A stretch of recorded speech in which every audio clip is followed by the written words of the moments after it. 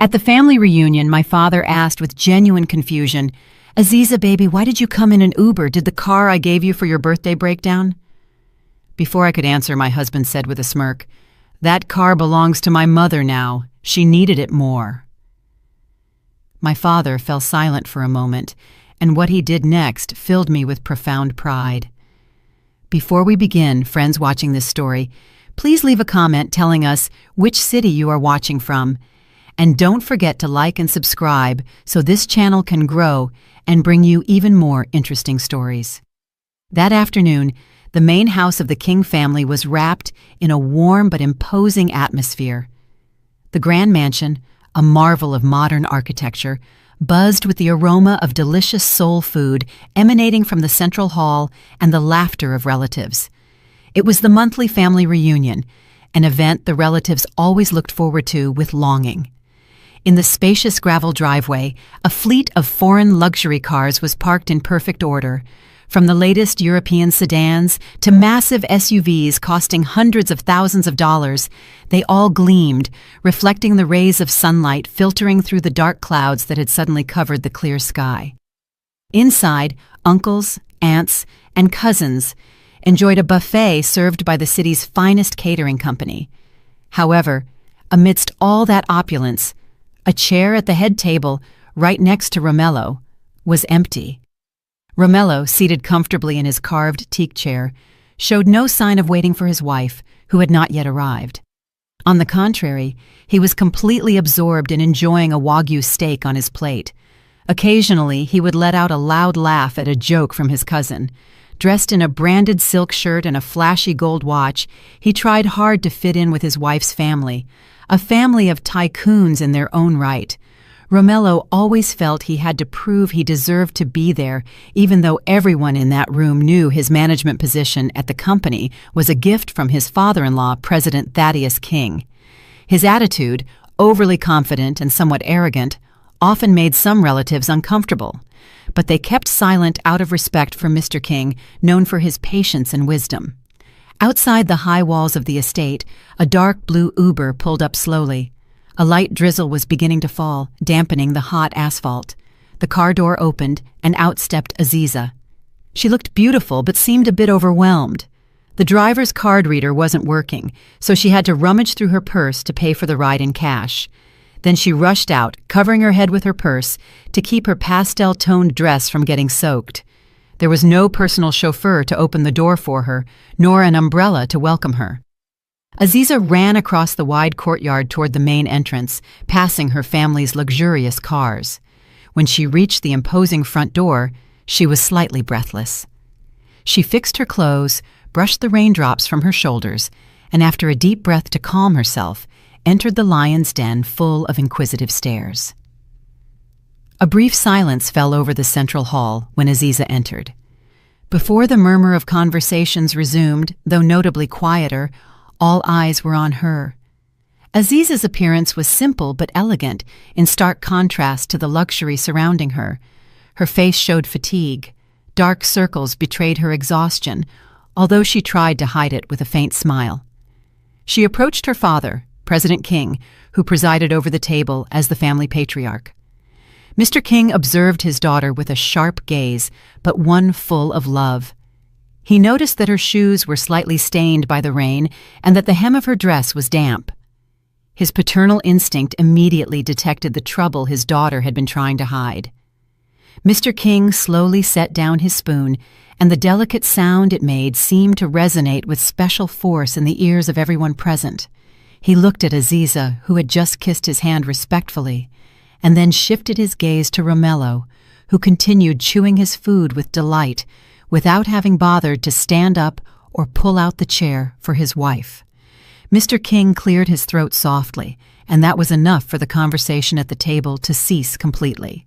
With his baritone voice, calm but commanding, he asked a question, a simple question that would change his son-in-law's destiny forever. He asked why Aziza had arrived late and why she looked soaked, as if she had come by public transit, especially when he had just given her a very special birthday gift for her comfort. Mr. King asked with feigned curiosity about the whereabouts of the brand-new Mercedes-Benz S-Class he had sent her the previous week.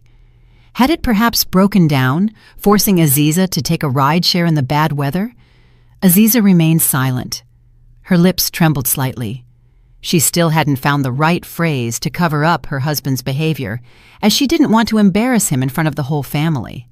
Aziza was an obedient wife. She always tried to protect her husband's reputation, even though her heart often broke. However, before a single word could leave Aziza's mouth, Romello interrupted the conversation.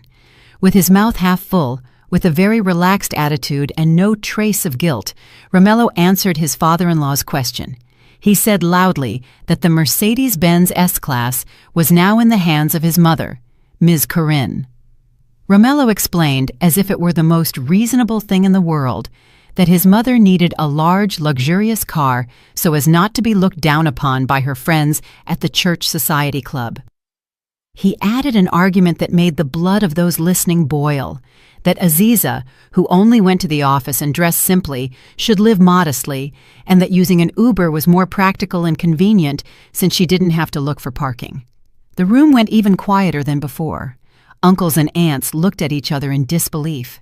They knew the car was a personal gift from Mr. King to his only daughter Aziza, not for his son-in-law's mother, who was famous for her vanity. Romello's words were not only disrespectful, but they showed a total disregard for his wife and a lack of awareness of his place before the person who had given the gift. Aziza lowered her head, holding back extreme shame. She wasn't ashamed of having come in a taxi, but that her husband was exhibiting his stupidity with such pride in front of her own father. She clutched the hem of her dress, wishing the floor would open up and swallow her. Her heart ached to hear how her husband prioritized his mother's image over his wife's comfort. However, Mr. King's reaction was completely unexpected for Romello. Aziza's father didn't slam the table, didn't shout, didn't even flush with anger. Mr. King remained silent for a moment, observing his son-in-law as if he were examining a strange insect. Then a faint smile appeared on his lips, a smile that didn't reach his eyes. He nodded slowly, as if he understood the twisted logic Romello had just exposed. With a neutral tone, Mr. King said that he now understood that Ms. Corinne was using the car and that he appreciated Romello's honesty. Romello, interpreting his father-in-law's reaction as a sign of approval, or at least the helplessness of an old man before the younger generation, smiled smugly. He felt victorious, as if he had managed to handle his wife's family assets without any resistance. Under the table covered with a silk tablecloth, Mr. King's hand moved slowly to take his smartphone out of his pocket.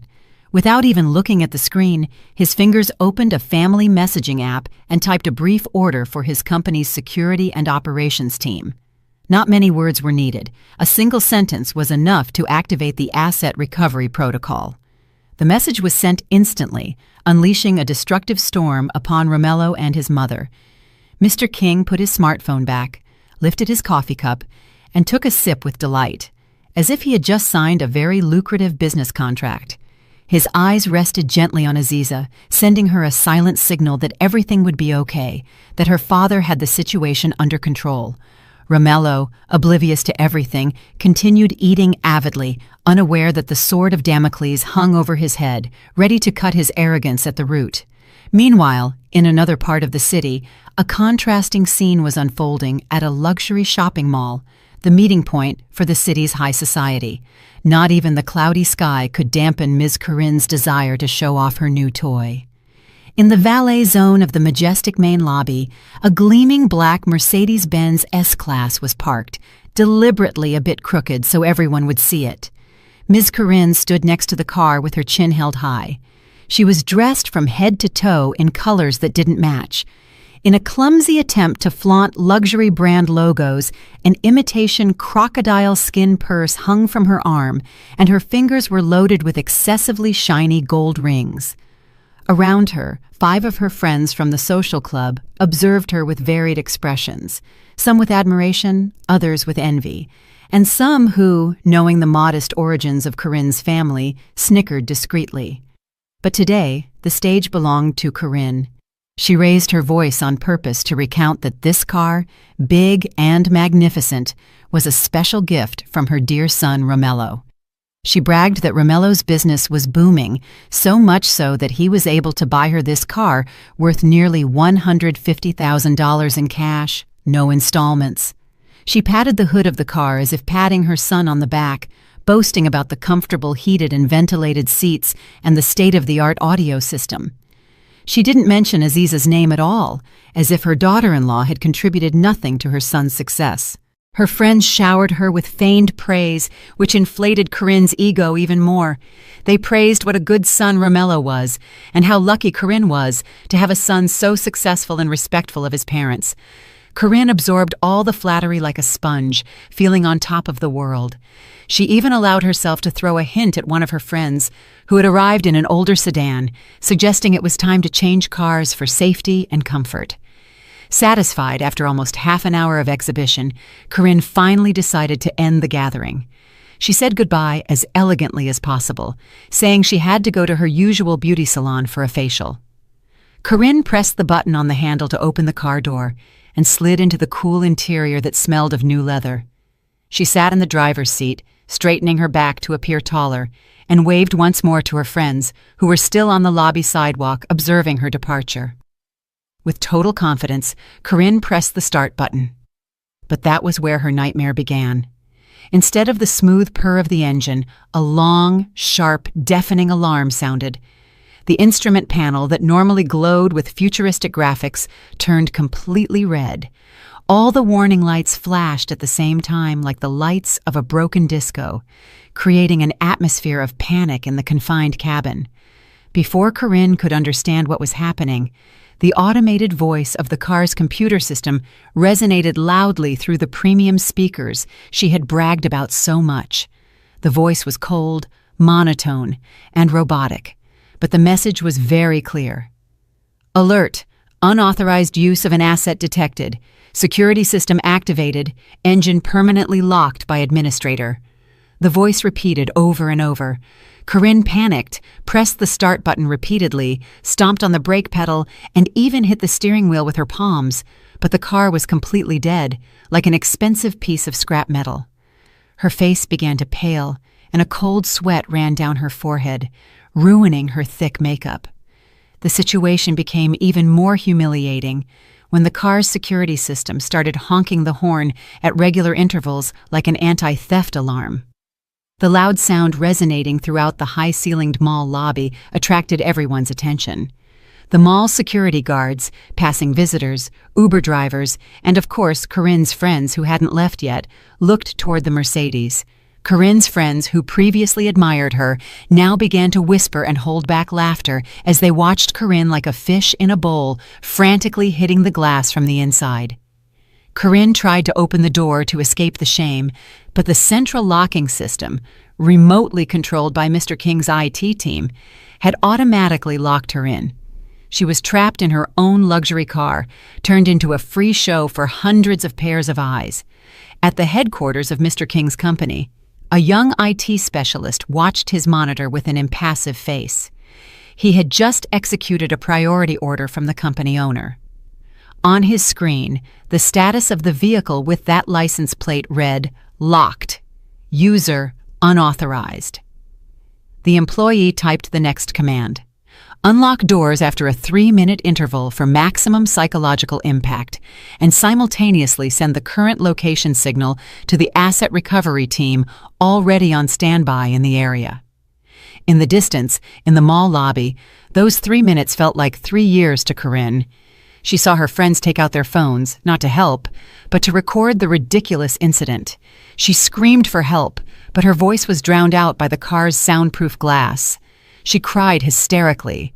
Her eye makeup ran, turning into a black liquid streaking down her cheeks, destroying the image of the high society lady she had tried so hard to build.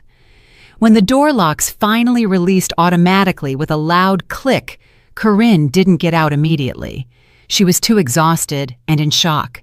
But she had no choice, because in the distance, a bright orange tow truck with a large corporate logo was already entering the lobby area, making its way through the crowd. The employees who stepped out of the truck were not typical disheveled operators, but two security agents, robustly built with determined faces, dressed in black tactical uniforms. They carried a folder with legal asset seizure documents and walked with a firm step directly toward Corinne's car. It was then that Corinne realized this wasn't a simple engine failure. It was a counterattack, and she was on the front line of the battlefield, with no weapon other than her already shattered pride. The atmosphere in the mall lobby, normally bustling with visitor activity, had now transformed into a stage of tension and comedy. The arrival of the huge orange tow truck, with its emergency lights spinning silently, parted the crowd like Moses parting the sea. On both sides of the truck, the name of the business conglomerate King Enterprises Property was clearly inscribed, a name highly respected in the American business world. The two burly security agents who stepped down from the truck were not just any operators. They wore impeccable black uniforms with the company insignia on their chests and communication earpieces. Their faces were blank, cold, and professional, and there was not an ounce of hesitation in their steps as they headed toward the Mercedes-Benz S-Class, stalled in the middle of the VIP drop-off zone. Corinne was still trapped in the car, breathing with difficulty. The tinted windows prevented her from clearly seeing the expressions of the people outside, but she could feel the hundreds of pairs of eyes fixed on her.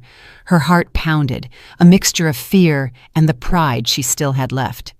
One of the security agents tapped firmly on the driver's window, startling Corinne. She tried to scream at them to leave, but her voice didn't penetrate the glass. The agent wasted no time. He took out a small electronic device and held it near the door handle. Immediately, the car lock opened with a loud click. The driver's door swung wide open, letting in the warm lobby air and the murmur of the crowd into the cool cabin. The security agent leaned in slightly, but there was no trace of kindness in his tone. He asked Ms. Corinne to exit the vehicle, as they needed to secure the company asset immediately. Corinne, feeling her pride trampled, exploded in anger. She clung to the steering wheel with all her might and refused to move. With a cracking voice, she shouted that the car belonged to her son, Romello, and that no one had the right to take it from her. She threatened to call the police and report them for theft.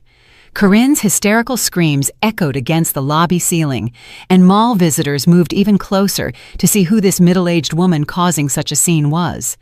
Several people took out their phones, activated the camera function, and began recording the embarrassing incident in real time.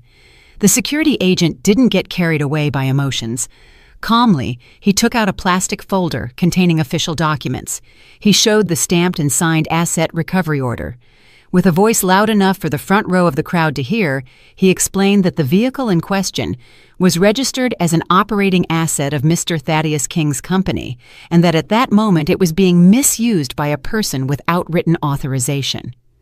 The words company asset and misused resonated in the ears of Corinne's friends who were still standing on the sidewalk, stunned. Their expressions changed from confusion to contempt. The rumor began to spread that the luxury car Corinne bragged about so much was actually her daughter-in-law's father's company car, not the fruit of her son's success. As Corinne continued to resist and refuse to get out, the security agents finally took firm measures following protocol. One agent signaled to his partner. With agility, but without hurting her, they pried Corinne's hands off the steering wheel. Corinne kicked like a spoiled child. Her feet flailed in the air, but the strength of a middle-aged woman who barely exercised was no match for two trained guards. In a matter of seconds, Corinne was dragged out of the car. She stumbled and would have fallen to the asphalt if she hadn't grabbed a lobby pillar to keep her balance. Her imitation purse fell, and its contents spilled onto the floor. Cheap lipstick, crumpled tissues, and a bulging wallet containing only old receipts. The next scene was the culmination of all the humiliation. The tow truck operator quickly hooked the front bumper of the Mercedes. The towing machinery roared and gently lifted the massive car onto the truck bed. Corinne ran and banged on the side of the truck, crying and begging them not to take the car. She screamed Romello's name, as if her son were going to suddenly appear to save her, but no hero arrived. The truck drove away slowly, taking with it the symbol of social status Corinne felt so proud of. She was left alone in the middle of the driveway. Her hairstyle, once so elaborate, was now undone, and the running mascara gave her a ghostly appearance in broad daylight. No one around helped her. They were too busy uploading videos of the incident to social media. One of Corinne's friends, a woman with a sharp tongue, whom Corinne had previously despised for her old car, approached with a sarcastic smile.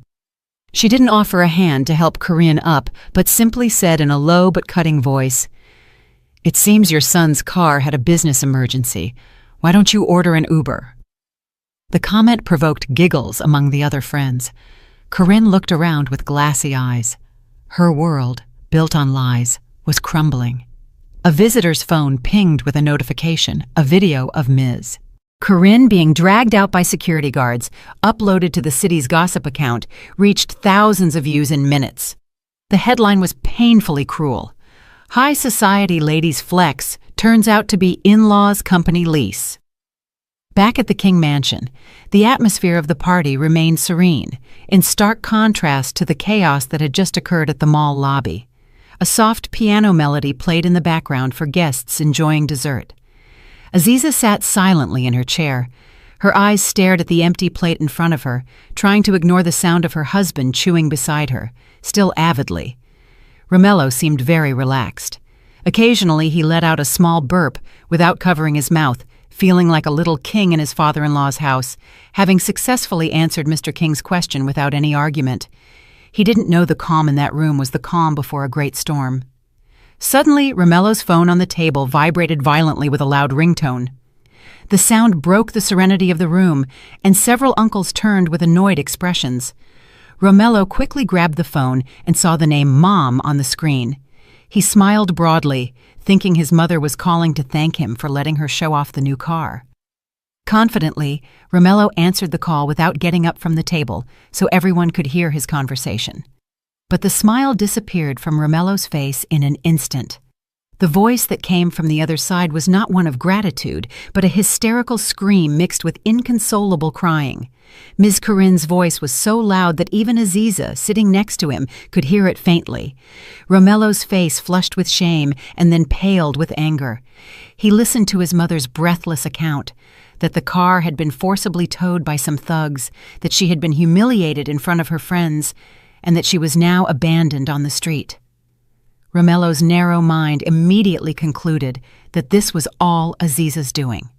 He thought Aziza, hurt, had secretly called the police or canceled the car insurance. Rage consumed him. Romello threw his spoon onto the plate, making a clattering noise, and the whole room went silent instantly. He stood up abruptly. His chair scraped the marble floor with a loud screech. With bulging eyes, Romello pointed at Aziza's face, who remained seated silently. He screamed at his wife in front of dozens of relatives present. He accused Aziza of being an ungrateful wife who had humiliated her mother-in-law. Romello shouted, asking what Aziza had done to have the car taken away. The veins in Romello's neck bulged. His face was ready to utter all kinds of insults. Aziza raised her head and looked at her husband with an indecipherable expression, a mixture of pity and exhaustion. But before she could open her mouth to defend herself, a baritone voice cut through Romello's anger like a hot knife cuts butter. Mr. King had risen from his seat at the head of the table. His movements were slow and deliberate, but he had an aura that left everyone breathless. He didn't shout, didn't slam the table. He simply raised a hand slightly to signal Romello to shut up. Surprisingly, Romello, who was furious, fell silent. His mouth remained slightly open. Mr. King walked around the table. His steps were firm as he approached his son-in-law. He stopped exactly 2 steps from Romello and looked him in the eye with a sharp, piercing gaze, the look of a businessman who had broken many competitors. With a neutral tone, Mr. King said there was no problem with the car. He explained that the car had been recovered because its original owner, the company, had determined that the current user was not qualified. Romello opened his mouth, trying to process his father-in-law's words. Mr. King continued, this time with an even colder tone. He said that since he had heard Romello's mother needed a car, Romello should go see her immediately as she was suffering in the heat on the street. Romello, bewildered, tried to excuse himself, saying he had to go back to the office, but Mr. King interrupted him again. With deadly calm, Mr. King informed Romello of a new reality. He asked for the keys to the sedan Romello had arrived in, the company car he had been using for his affairs. Romello, reflexively grabbing his pants pocket, hesitated to hand over the keys. Mr. King sketched a slight, terrifying smile. He said the car was an employee benefit, and since as of 5 o'clock that afternoon, Romello's name had been removed from the company's employee list for serious ethical violations and asset abuse, Romello no longer had a right to that car. The news of the firing was communicated as if Mr. King were talking about the weather in the middle of a family meal. The color drained from Romello's face, and his legs went weak. He looked at Aziza's uncles and aunts for support, but they all looked at him with contempt and coldness. No one felt pity for him. Mr. King extended his hand, demanding the keys. With trembling hands, Romello rummaged in his pocket and handed over the keys to the sedan. It was as if he were handing over his own life. Without that car and that job, he was nothing. But the humiliation wasn't over yet. Mr. King took a bill out of his pocket, a $50 bill. He folded the bill carefully and tucked it into the pocket of Romello's expensive shirt. Mr. King patted the pocket and then whispered, loud enough for those nearby to hear, that the money was for him to catch a cab. A luxury Uber was too expensive, and Romello should learn to save, as he had said earlier about Aziza. Mr. King nodded to the head of security of the house, who was waiting in a corner of the room. 2 robust house guards approached. They didn't touch Romello roughly. They simply stood on either side of him, exerting strong psychological pressure for him to leave immediately. Romello looked at Aziza one last time, hoping his wife would defend him, but Aziza had already turned away. She was busy pouring hot tea for her mother, acting as if Romello were no longer there. With a hesitant step and shattered pride, Romello was expelled from that magnificent dining room, passing by the delicious food he hadn't finished, toward the exit. Behind him, the family conversation slowly resumed, as if a piece of trash blocking the view had just been put in its place. When Romello walked out the main door of the King mansion, every step he took was a mixture of explosive rage and heartbreaking shame. The 2 burly security guards escorting him followed him to the high wrought iron gate. They didn't say a word, but their looks screamed that Romello was now nothing more than trash, to be removed immediately from that luxurious property.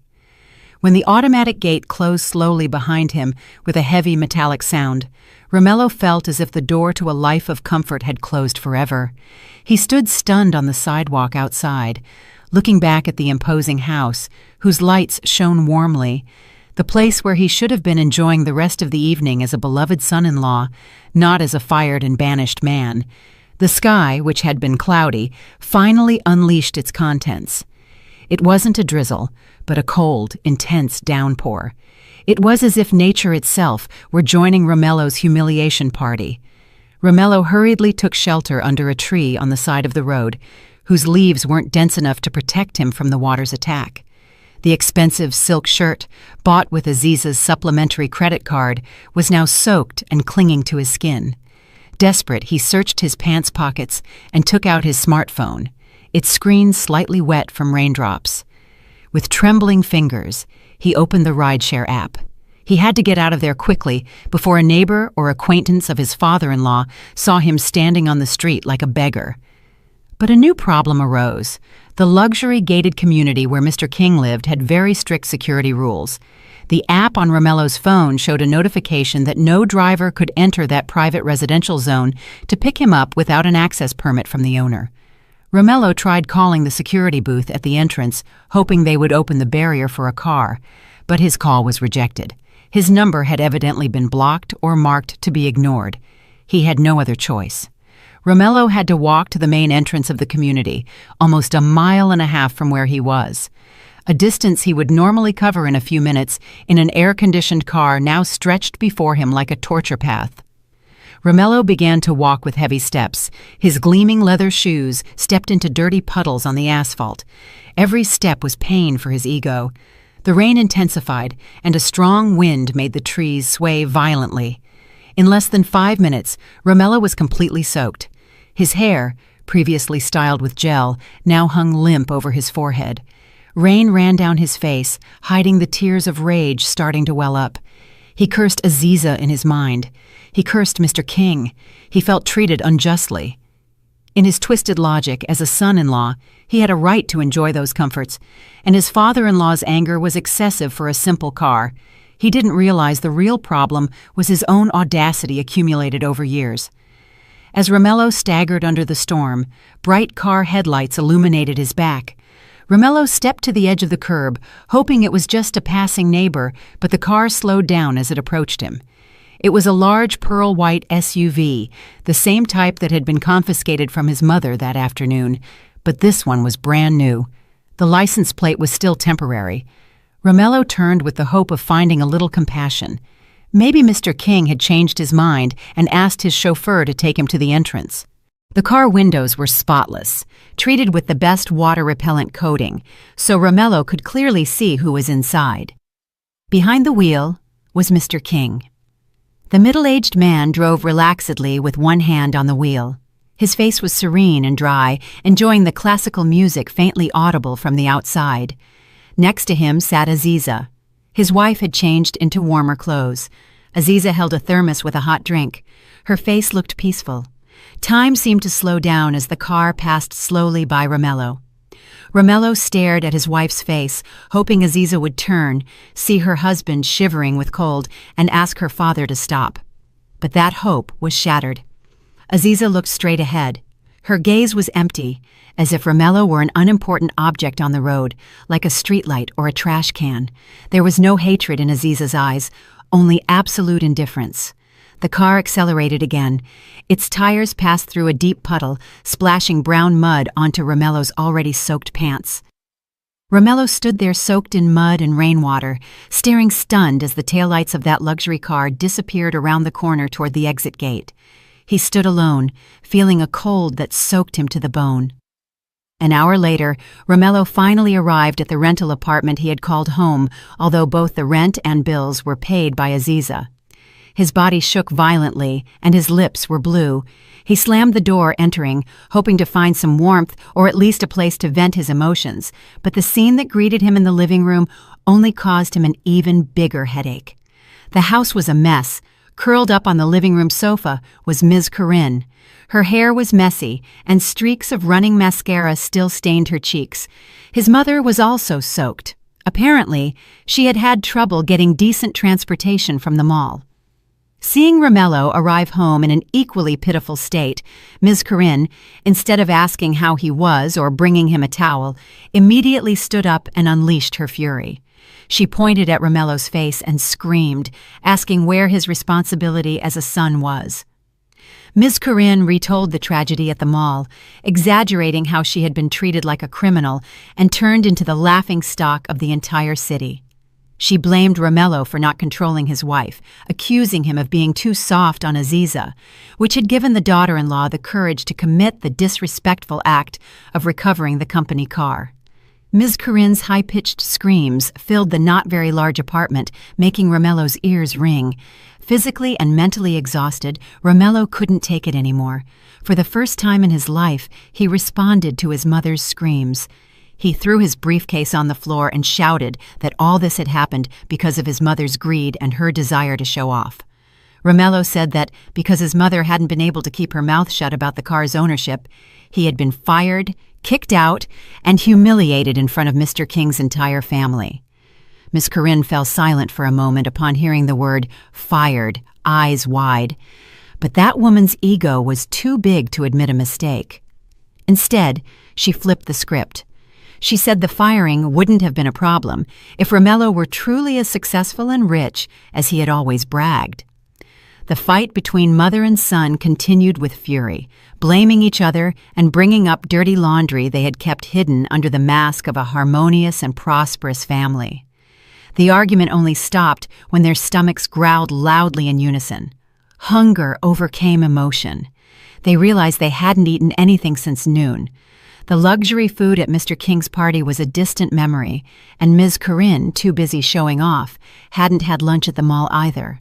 Hunger, combined with stress and the exhaustion of being soaked by the rain, felt painful. Romello let out a long sigh, trying to swallow his pride. He sat on the sofa, wet from his clothes, and took out his phone again. He planned to order a bunch of expensive fast food to relieve stress. He thought a delicious meal might at least comfort this bad day a little. Romello opened a food delivery app. His fingers quickly selected the family meal from his favorite fried chicken spot. He added several sides and a large drink. The total bill came to almost $30. Without hesitation, he pressed the order button and selected the credit card payment method saved in the app. The loading circle spun on the phone screen. Romello swallowed, imagining the hot, crispy chicken. But instead of an order accepted notification, a red error message appeared on the screen. Transaction failed. Payment declined by card issuer. Romello frowned. He thought it might be a network glitch. He tried again. This time, he used his second credit card, the platinum card he always bragged about to his friends. The result was the same. Rejected. A cold sweat began to form on his temples, mixing with the rainwater that hadn't yet dried. He tried all the cards he had registered: debit, shopping, digital wallet. One by one, they all rejected the transaction. It was then that reality hit him hard. He had just remembered that all those cards were supplementary authorized user cards, whose primary account was Aziza's payroll account. All this time, Aziza had financed his lifestyle, and Romello had simply swiped the card. Romello's fingers trembled violently. He opened his mobile banking app to check the balance of his personal account, his salary account from working at Mr. King's company. The number that appeared on the screen left him helpless. $150. That was all the money he had earned by himself. The rest had already been spent last month on installments for his mother's appliances, and that account, furthermore, would likely be about to be frozen since he had been fired. Romello looked at Miss Corinne with a pale face. He stammered that he couldn't use any of the cards, that Aziza had blocked everything. Ms. Corinne screamed in frustration and threw a sofa cushion at Romello, lamenting her fate of having to go hungry in her own home.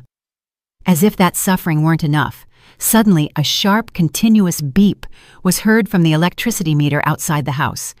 It was the warning sound that the prepaid electricity balance was at a critical level. Romello and Ms. Corinne looked at each other with eyes full of fear. All this time, the meter had always been recharged automatically by Mr. King's personal assistant, who managed logistics for his children. Now there were no such facilities. That beep sounded like the countdown of a ticking time bomb. Romello reached into his pocket for the cash Mr. King had given him earlier. The $50 bill was soaked and crumpled. Before he could even think about running to the corner store to buy a recharge card, a loud click was heard. Instantly, all the lights in the house went out. The fan stopped, and the TV went black. Total darkness enveloped them. The rental apartment plunged into total darkness, illuminated only by occasional lightning seen through the window. In that darkness, Miss Corinne's sobs could be heard. She had started crying like a scared child. Romello leaned back on the sofa in the dark, stomach aching from hunger, body shivering with cold, and wallet empty. That night, for the first time in his pampered life, Romello felt what true poverty was: no food, no light, and no way out. The next morning, the sun shone brightly, in stark contrast to the gloomy atmosphere of Romello's rental apartment, still plunged in darkness due to the lack of electricity. With the fan and AC off all night, Romello woke up with his body sticky with sweat. He opened his eyes with a pounding headache. The remnants of stress and hunger from the night before still tormented his body. There was no breakfast prepared on the table, nor the aroma of coffee the service staff used to prepare. And worst of all, the water pump also depended on the cut electricity, so no clean water came out of the bathroom faucet. Forced by circumstances, Romello cleaned himself with the water remaining in the tub, already cloudy, and put back on the work shirt he had soaked the day before. The shirt, now dry, was wrinkled and smelled musty, and the mud stains on the pants were barely disguised despite having rubbed them with a damp cloth. He looked in the broken mirror in a corner and saw his disheveled reflection, eyes red from lack of sleep and careless stubble. However, his enormous ego still pushed him to go to the office. In his mind, which still denied reality, he thought yesterday's firing was just an emotional threat from Mr. King. He was convinced that if he went and apologized, or at least showed a dedicated work attitude, his father-in-law would soften. The commute to work, which he normally did comfortably in an air-conditioned sedan, became torture. Romello had to walk to the main road and squeeze onto a crowded city bus, full of the smell of sweat from thousands of other passengers. He stood pressed near the door, trying to avoid getting his shoes stepped on and holding back nausea caused by an empty stomach. Upon arriving at the financial district downtown, Romello walked with forced uprightness toward the skyscraper owned by Mr. King. He fixed his shirt collar, trying to regain the dignity he had already lost.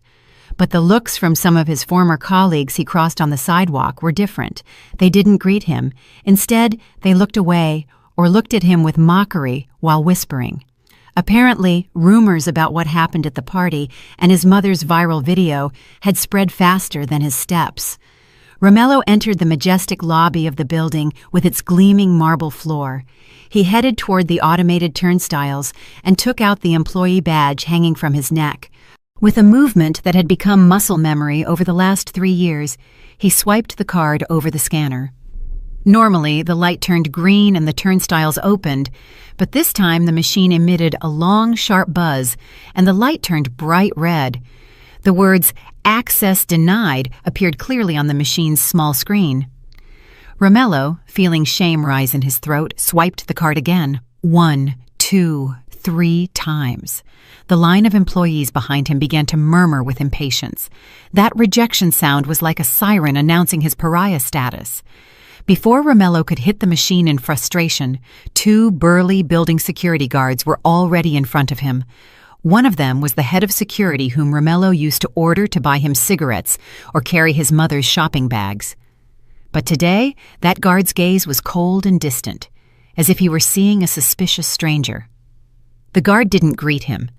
With a firm, neutral voice, he informed Romello that he could not enter the office area. The order came directly from the board of directors, and Romello's name was already on the building security blacklist. Romello tried to reply, shouting that he wanted to see the HR director to clear up the misunderstanding, but the guard shook his head firmly. The security guard bent down slightly and picked up a cardboard box from under the reception desk. He shoved the box abruptly against Romello's chest. Inside the box were his personal effects, removed from his desk, a photo frame of him and Aziza with the glass broken, a coffee mug that said "The Boss," a stapler, and a couple of cheap pens. On top of that pile of junk was a sealed white envelope with the company's official logo. It was the termination letter. With trembling hands, Romello opened the envelope. His eyes scanned the legal terms, harsh but deadly. The reason for dismissal was written in bold. Serious violation of ethical code, misuse of company assets, and conduct detrimental to corporate image. There was no severance pay or letter of recommendation, only a notification that they would face criminal action if he didn't return all company inventory. Romello stood stunned in the middle of the busy lobby, hugging the box like an automaton. He felt naked in front of the hundreds of people passing by. Shame burned from his face to his ears. He turned around and stumbled out of the building, moving away from the place that once gave him identity and pride. He sat on a bench in a nearby park and took out his phone. He didn't want to give up. He was sure that with his 3 years of experience in a large company, he could easily get a job elsewhere, even at a competitor of Mr. King.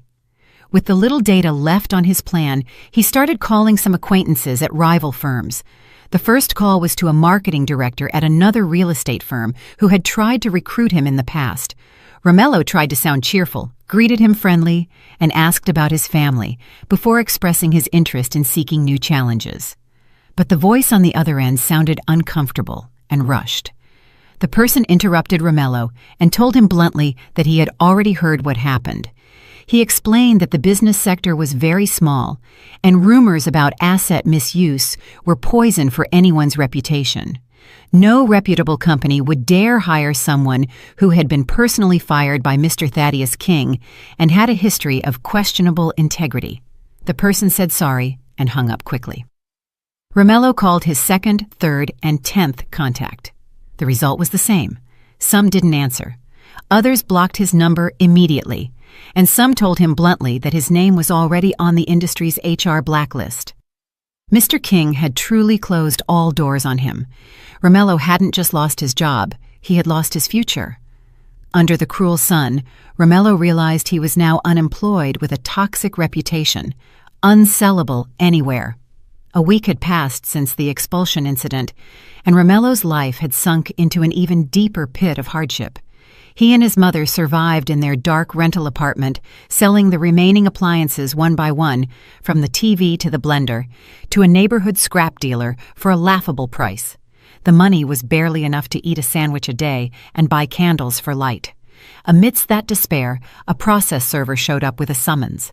Aziza had officially filed for divorce. Romello read the lawsuit documents with cunning eyes. His manipulative mind didn't see this as the end, but as a golden opportunity. He thought about the division of assets. During their 3 years of marriage, Aziza's wealth and Mr. King's gifts had been substantial. In Romello's logic, since he was her legal husband, he was entitled to half that fortune. Ms. Corinne, chewing on a cold sandwich in a corner, perked up hearing about the asset lawsuit. She whispered poison into her son's ear, urging him to demand a share of the luxury house they lived in, the cars, and the company shares. Ms. Corinne convinced Romello that the law would surely side with the husband and that Aziza wouldn't be cruel enough to leave her ex-husband with nothing. With the last money they had left, Romello hired a cheap lawyer with an office in a strip mall on the outskirts of the city, a lawyer who bragged more than he won cases. But Romello had no choice. He went to court with the vain confidence that he would walk out a new millionaire. The day of the trial arrived. The atmosphere in the family court was formal and cold.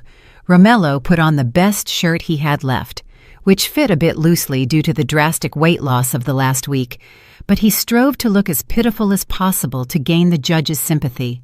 However, his eyes gleamed with greed. On the other side of the room, a door opened and Aziza entered. Her appearance was truly different. She was radiant, dressed in an elegant navy blue dress and a carefully knotted silk scarf. Her face was clean, serene, and emanated an aura of determination Romello had never seen before. Aziza didn't come alone. She was accompanied by the best family law firm in the country, men in expensive suits carrying leather briefcases full of documents. The trial began with the reading of the claim and response. When it came time to discuss marital assets, Romello's lawyer attacked immediately with an exorbitant demand. He demanded a division of assets worth several $1,000,000, claiming Romello had contributed to managing the family business and maintaining the stability of the home. Romello even shed crocodile tears, saying he had been kicked out inhumanely without a cent. He demanded compensation for material and moral damages. Ms. Corinne, sitting in the audience, nodded. Her eyes shone, imagining the money they would receive. But the smile of victory on Romello and his mother's faces didn't last long. Aziza's lead lawyer, a middle-aged man with thick glasses and a gaze as sharp as an eagle's, stood up silently. He didn't refute Romello's claims with emotional words, but with data. He asked the court for permission to present evidence from a forensic audit of household finances during the 3 years of marriage. The lawyer opened a large box containing a stack of bank statements, credit card bills, and transfer receipts, as thick as a brick. He began to present shocking facts. It turned out that during the marriage, Romello hadn't contributed a single cent to household expenses. His meager salary was always spent entirely on his personal expenses and Ms. Corinne's lifestyle. Worse yet, Aziza's lawyer demonstrated that all the luxurious facilities Romello and his mother enjoyed, trips abroad, Ms. Corinne's designer bags, jewelry, and even the renovation of his mother's house in her hometown, were paid for with the supplementary credit card in Aziza's name. Legally, the use of funds without written permission and outside reasonable living expenses for the couple was classified as debt. The lawyer presented a summary indicating that the total of Romello and his mother's hedonistic expenses amounted to the fantastic figure of over $300,000. The court fell silent. The figure was so large, the judge frowned and looked at Romello with inquisitive eyes. Romello paled. He tried to reply that they were gifts from his wife. But Aziza finally spoke. With a soft but firm voice, she stated under oath that she had never authorized the use of such a large sum for her mother-in-law's luxuries. She said that she, on the contrary, often had to save to finance her business. Aziza revealed she had kept silent all that time because she wanted to save her marriage. But since Romello had initiated the lawsuit for division of assets, she had the right to recover her money. Aziza's lawyer presented a counterclaim. He demanded that Romello return all the money or that assets bought with that money be seized as compensation for damages. The judge's gavel fell with a thunderous sound that sounded like a death sentence for Romello's future. The court, after examining the irrefutable evidence, decided to grant Aziza's divorce petition and dismiss all of Romello's asset division claims. Furthermore, the judge ruled that Romello's obligation to return the illegally used funds had been proven. As a guarantee, the judge ordered the seizure of any asset in the defendant's or his family's name proven to have been purchased with that flow of funds. This meant the deed to Ms. Corinne's only house in her hometown, whose mortgage had recently been paid off with Aziza's credit card money, would be seized by the state for auction. Hearing the verdict, Ms. Corinne screamed hysterically in court. Her body convulsed and her eyes bulged, as if she couldn't believe her own greed had become a boomerang destroying the last assets she owned. She fainted on the courtroom floor, causing a commotion. Romello sat motionless in his chair, his body weak, as if his bones had been removed. He looked at Aziza, hoping to see some compassion in the eyes of the woman who once loved him. But Aziza had already stood up, fixed her clothes, and walked out of the court without looking back a single time. Behind her, medical staff entered to take Ms. Corinne away. Meanwhile, Romello realized he had just dug his own grave. He had come to get rich, but he was leaving destitute with a debt of hundreds of thousands of dollars. After the judge's gavel strike in family court, Romello and Ms. Corinne's life took a 180-degree turn. The execution of the asset seizure was much faster and crueler than they had imagined. The only house in their hometown, which she had always boasted about as a symbol of her son's success, now had a flashy red sign with the words, "Seized by the state." Without a place to return to, without assets to mortgage, and without money in the bank to rent decent housing, they were left on the street. They were forcibly evicted from their previous rental apartment for not paying rent for 2 consecutive months and were now abandoned in a crowded slum on the outskirts of the city. Their new residence was at the end of a narrow, damp alley where sunlight barely reached, blocked by touching roofs. The walls of the shack were exposed brick, unplastered. The asbestos roof leaked everywhere, creating damp spots on the ceiling, and the air inside was stifling, mixed with the smell of stagnant sewage right in front of the rotting wooden door. In that cramped space, luxury was a forgotten word. There was no fluffy spring mattress to comfort their backs, no air conditioning to cool their skin. Only a thin mat on the cold concrete floor served as a bed for both. Every night they had to sleep hungry, accompanied by the buzzing of fierce mosquitoes and the noisy sound of rats running across the roof. Ms. Corinne, who once always looked splendid thanks to $1,000 facials and designer clothes, now looked like a completely different person. Her face was dull and greasy, and stress lines caused by malnutrition began to appear prominently and deeply. Her hair, always carefully styled in expensive salons, now often hung limp and smelled musty, tied carelessly with a rubber band from a food package. There were no more high society friends to praise her, only neighbors who looked at her with suspicion. Every day, Ms. Corinne had to get up before dawn, not to do her usual morning exercise or prepare for a social club meeting, but because she had started working as a washerwoman for her neighbors, most of whom were factory workers. To avoid starving, this fake ex-society lady had to lower herself to do the hard labor she once deeply despised. Her hands, once soft and holding only porcelain teacups, were now rough, calloused, and cracked from exposure to cheap detergent that burned her skin. She often cried alone in public bathrooms while scrubbing stains from other people's clothes, lamenting her fate of having to become the servant of people she once considered low status. But her neighbors showed her no compassion. On the contrary, they often mocked and scolded her for her slow and unclean work, and for still complaining about the quality of the laundry soap. Romello's situation wasn't much better. In fact, one could say he suffered a more severe mental breakdown than his mother. The college degree from a prestigious university, which he once felt proud of every time he applied for a job, was now worth less than fast food wrapping paper. The stigma of being a dishonest employee, an embezzler of assets, and a person fired dishonorably from Mr. King's major company caused him to be instantly rejected by all corporations. Even small businesses needing administrative staff were reluctant to hire someone with a history of integrity as bad as Romello's. The corporate world had firmly closed its doors to him. Finally, to eat, Romello had to swallow the enormous pride he once held. He accepted odd jobs as a loader at the city's central produce market. Every night until dawn, Romello had to transport 100-pound sacks of rice, vegetables, and onions from delivery trucks to merchants' stalls. His back, which once rested comfortably in an ergonomic chair in an air-conditioned office, was now scratched, bruised, and hunched from bearing heavy loads that tortured his spine. His skin, once carefully groomed, was now sunburnt, dark, greasy, and full of dirt that was hard to remove even with soap. His feet, once wrapped in gleaming leather shoes, now only wore thin, patched flip-flops, walking on the wet market floor full of rotting trash. Romello often had to fight with stronger porters for a loading job and was frequently pushed and fell into the mud, becoming the laughingstock of the market people, who didn't know he was once an arrogant young executive. Whenever Romello returned to the shack with a wrecked body and barely enough change to buy a couple of sandwiches with some bologna, the atmosphere at home, far from offering the peace of rest, greeted him with a new hell.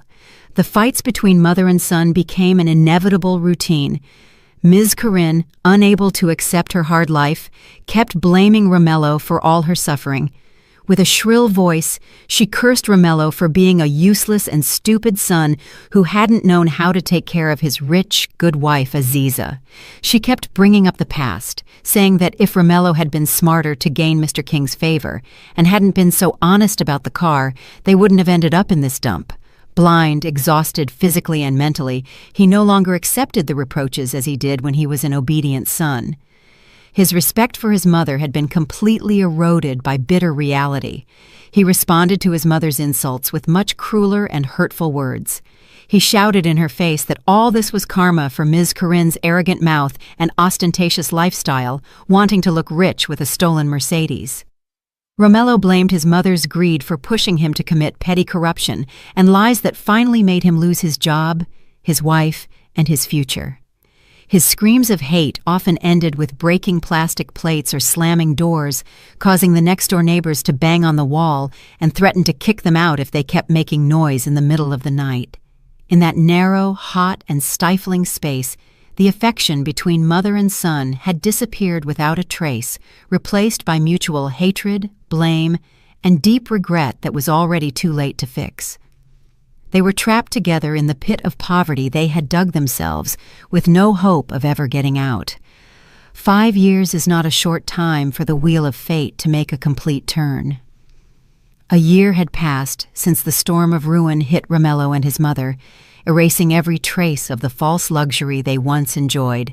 Time marched on, indifferent to their miserable fate. On the other hand, for those who were patient and honest, time brought sweet rewards. That afternoon, at a fine dining restaurant located in the most exclusive business district, the atmosphere was cool, calm, and elegant. The restaurant was known as a meeting place for successful entrepreneurs and high society. The marble floor gleamed, reflecting the light of crystal chandeliers, and the aroma of prime steaks and gourmet coffee filled the air, perfectly climate-controlled by a central AC system. Soft, instrumental jazz music played in the background, adding a touch of class to the place. At one of the best tables, located next to a large window overlooking the main street, sat Aziza and her father, President Thaddeus King. Aziza's appearance was much more charming and dignified than a year ago. She was elegantly dressed in a modern outfit from a renowned designer that matched perfectly with a softly patterned silk scarf. Her face was clean and naturally radiant, emanating unmistakable inner peace and happiness. There was no trace of sadness, mental pressure, or swollen eyes, unlike when she was Romello's oppressed wife. Aziza was now a complete, independent, and respected woman. Today was a day of special celebration. Aziza had just inaugurated the 5th branch of her fashion boutique, which had become a trend among young women. The business, which she had started again with her own capital and her father's strategic guidance, had grown very quickly in a short time. She had proven to the world, and especially to herself, that she could stand firm on her own feet without the shadow of her father's great name. Mr. King looked at his daughter with overflowing pride and affection. The elderly gentleman looked healthy. His smile was wide and free as he listened to Aziza speak enthusiastically about her business expansion plans to enter the export market in neighboring countries. They laughed together, enjoying a chocolate cake dessert, celebrating a true victory in life. For Mr. King, seeing his daughter break free from a harmful parasite and become a strong woman was incalculable happiness, much more valuable than any luxury car he had bought. Amidst their warm and laughing conversation, Aziza's gaze casually drifted toward the huge window beside them. The glass, thick and soundproof, perfectly separated two opposing worlds. The quiet, fragrant, and luxurious world inside the restaurant, and the noisy, hot, dusty, and cruel world outside. On the sidewalk of the avenue in front of the restaurant, there was a huge traffic jam due to lunch hour. Aziza saw a small altercation in an illegal parking zone, not far from the restaurant lobby entrance. An illegal valet dressed in an old, torn orange vest full of grease was being harshly scolded by the owner of a luxury sedan who claimed his car had been scratched by a passing motorcycle. The valet bowed his head deeply, asking for forgiveness with a very miserable and scared gesture. He clasped his hands in front of his chest several times, pleading not to be beaten or reported. The valet's skin was dark, burnt by the scorching sun. His hair was messy and long, full of street dust, and his body was very thin, like someone suffering from chronic malnutrition. His cheekbones protruded sharply, and his eyes were sunken, surrounded by dark circles. Aziza narrowed her eyes, trying to recognize a familiar figure behind that ragged appearance. The next instant, Aziza was startled.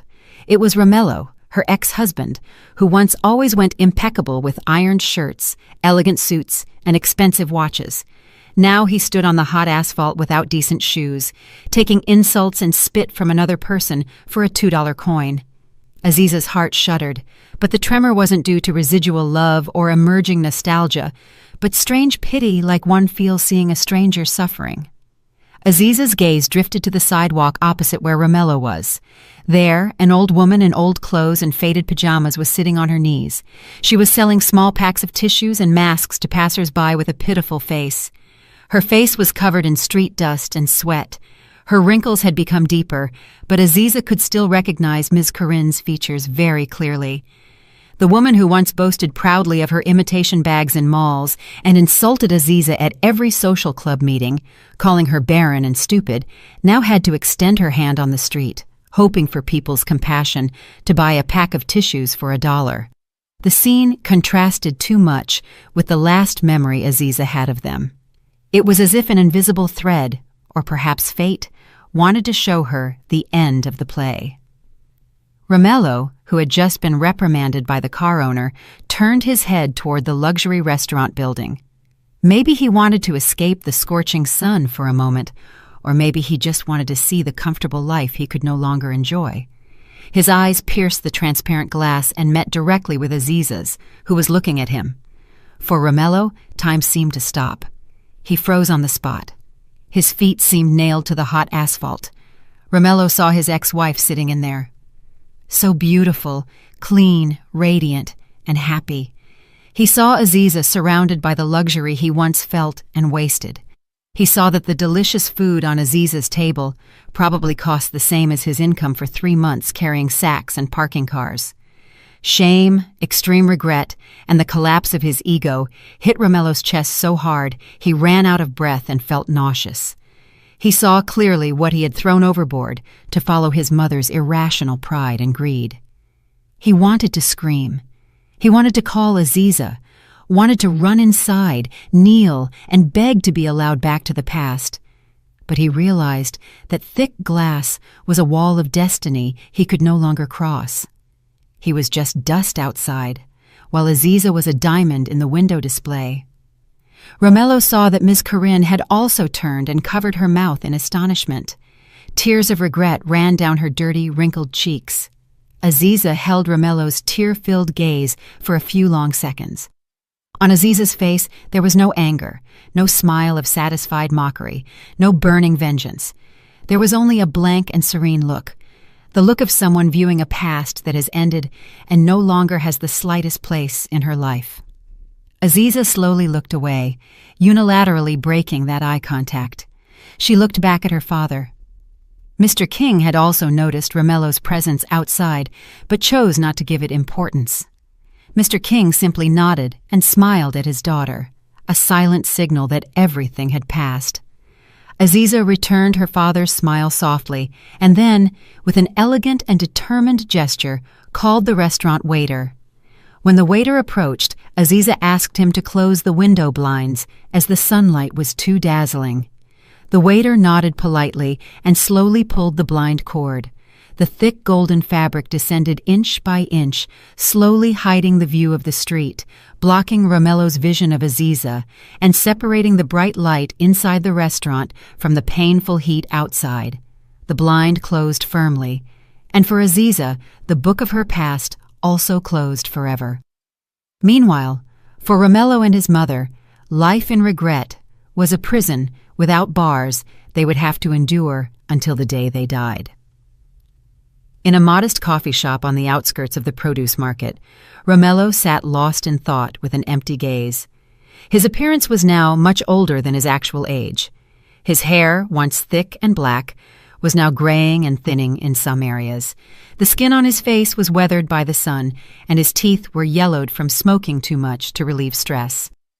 He wore a faded political t-shirt and worn-out shorts.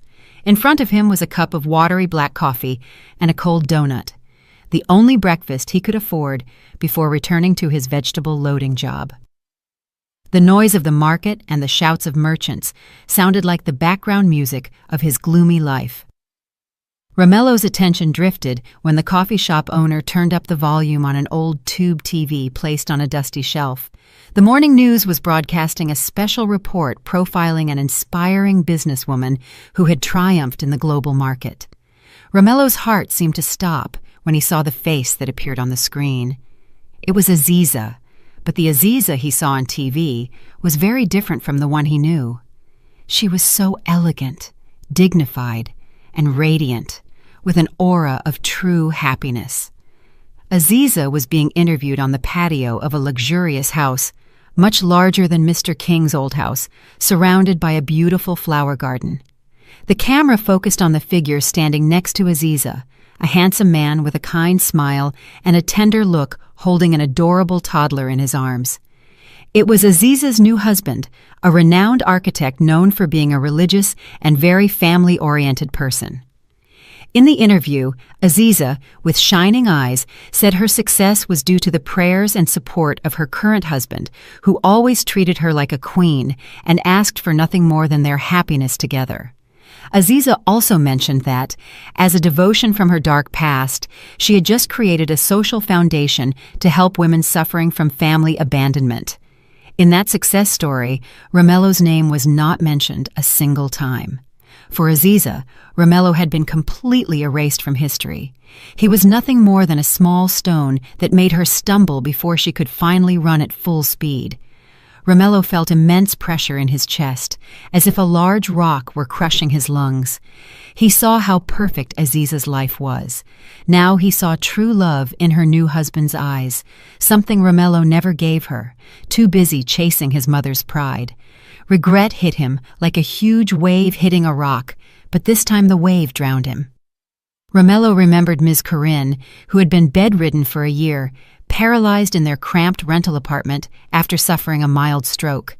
His mother, once so arrogant, now only cried and raved in dreams, spending her old age in an adult diaper rarely changed due to lack of money and without any of her high society friends coming to visit her. With trembling hands, Romello left some coins on the coffee shop table and stood up, leaving behind the TV broadcast that still showed the happy laughter of Aziza's little family. He went out into the humid bustle of the market and loaded a heavy sack of onions onto his shoulders again. A light drizzle began to fall, hiding the tears that finally rolled down Romello's cheeks. He realized the hardest punishment wasn't poverty, but the awareness that he once held a diamond in his hands, but threw it away for a stone he thought was gold. Now he had to spend the rest of his life watching someone else's happiness from afar while he circled in the maze of endless regret. His story ended with justice perfectly written by fate. Did you like the story, and which city are you listening from? Let's meet in the comments. If you liked the story, you can support me by sending a super thanks so I can keep bringing more stories like this. Thank you so much for your sweet support. I'm looking forward to your comments on the story. On the screen, you can see 2 new life stories that I highly recommend. There's so much more on my channel. Don't forget to subscribe. See you in the next life story with love and respect.